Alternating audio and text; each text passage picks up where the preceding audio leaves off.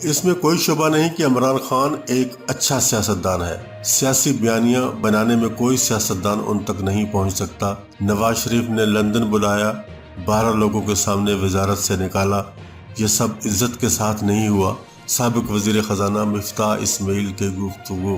اسلام آباد سابق وزیر خزانہ مفتاح اسماعیل نے اپنی ہی پارٹی کے موجودہ وزیر خزانہ اسحاق ڈار پر تنقید کے نشتر چلا دیے۔ کہا کہ میرے خلاف ٹی وی پر کمپین چلائی گئی اور میری پالیسیوں کو غلط کہا گیا۔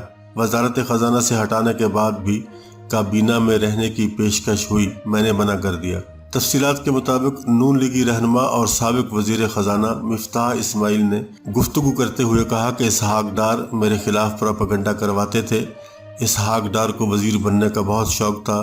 نواز شریف کی بیٹی کا سسر ہونے کی وجہ سے اسحاق ڈار کی زیادہ اہمیت رہی ہے۔